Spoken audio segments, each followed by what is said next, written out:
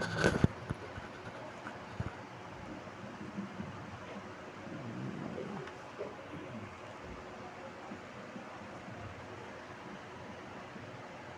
الشیطان الرجیم. آواز آ رہی ہے؟ بسم اللہ الرحمن الرحیم. الحمد للہ رب العالمین والصلاة والسلام علی محمد وآلہ الطاہرین. اللہم صل علی محمد وآل محمد. آپ نے کبھی دیکھا ہے ایک بندہ جو کبھی حق کے ساتھ کھڑا تھا لیکن آخر میں اسی حق کے خلاف کھڑا ہو جاتا ہے؟ یہ صرف تاریخ نہیں، یہ وارننگ ہے. سوچئے جس کا نام اہل بیت کے قریبی لوگوں میں سے ہو اور پھر اس کی کہانی درس عبرت بن جائے. امیر المومنین نہج البلاغہ میں جو فرماتے ہیں کہ زبیر ہمارے گھر کا آدمی تھا یہاں تک کہ اس کا بیٹا عبداللہ نمودار ہوا. یہ جملہ جو ہے مختصر لیکن اس کے اندر پوری ایک کہانی چھپی ہے.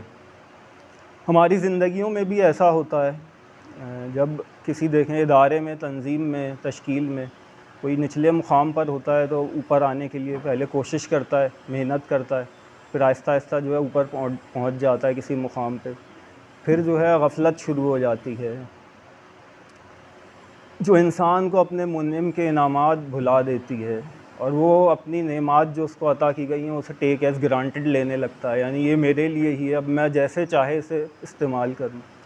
سورہ علق میں جیسا کہ ارشاد ہوا ان الانسان لیطغی ان رآہ استغنی، جب وہ دیکھتا ہے کہ بے نیاز ہو گیا ہے تو سرکشی کرنے لگتا ہے. پھر رب کی رضا جو ہے کہیں پیچھے رہ جاتی ہے اور میری چاہت آگے آ جاتی ہے. زبیر دیکھیں کوئی عام شخص نہیں تھا، رسول اللہ صلی اللہ علیہ وآلہ وسلم کا ساتھی، اہل بیت علیہ السلام کا قریبی، لیکن پھر جنگ جمل میں امیر المومنین کے مد مقابل کھڑا ہو گیا. یہاں سوال یہ ہے کہ یہ 180 درجے کا انحراف جو ہے وہ کیسے ہوا؟ تو یہ انسان جو ہے اچانک نہیں بدلتا، اسے بدلا جاتا ہے. کبھی مال، کبھی مقام، اور کبھی اپنے قریبی لوگ. اور یہ صرف زبیر ہی نہیں بلکہ بنی اسرائیل میں ایک شخص تھا بلعم باورہ، جس کی دعا سیدھا جو ہے قبول ہوا کرتی تھی، لوگ اسے مستجاب الدعویٰ کہتے تھے. لیکن فرعون نے کہا کہ اللہ کے نبی کے خلاف بد دعا کرو تو وہ چل پڑا. اسی لمحے خدا نے اس سے اپنا اسم اعظم چھین لیا اور بے وقت ہو گیا. سوچئے ایک بندہ جس کے پاس اتنی روحانی طاقت ہو وہ بھی گر سکتا ہے، تو پھر ہم کس چیز پر اطمینان کر رہے ہیں؟ قرآن کہتا ہے سورہ انفال اور تغابن میں 2 جگہ بیان ہوا ہے کہ مال اور اولاد تمہارے لیے آزمائش کا میدان ہے، مورد آزمائش ہیں.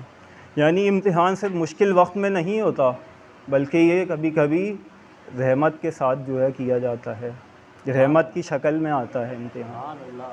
یہ اچانک نہیں ہوا کرتا. جب انصاف کا دوہرا معیار قائم ہو جائے، جب حق کی جگہ رشتے آ جائیں تو لوگ دھیرے دھیرے سمجھوتا کرنے لگتے ہیں اور پھر ایک دن حدود جو ہے کراس ہو جاتی ہیں.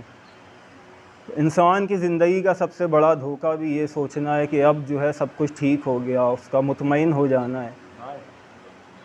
ابلیس کو بھی دیکھیں، وہ بھی اپنے مقام سے گر گیا تھا، ہزاروں سال کی عبادت اس کے باوجود صرف ایک تکبر کی وجہ سے. تو پھر ہماری گارنٹی کیا ہے؟ یہ تاریخی شخصیات جو ہیں، زبیر ہو یا بلعم باور ہو یا دیگر شخصیات ہوں یا ابلیس ہو، تینوں کہانیاں جو ہیں الگ الگ ہیں لیکن انجام جو ہے ایک جیسا کہ بلندی پہ پہنچ کر نیچے گر گئے. تو یاد رکھیے کہ انحراف دھیرے دھیرے ہوا کرتا ہے. آج آپ اپنے آپ سے پوچھئے کہ اگر کل میری پوزیشن بدل جائے، میری صحبت بدل جائے، میری ترجیحات بدل جائیں تو کیا میں بھی ویسا ہی باقی رہوں گا یا ان تاریخی شخصیات کی طرح عبرت کا نشان بن جاؤں گا؟ وآخر الدعوانا ان الحمد للہ رب العالمین.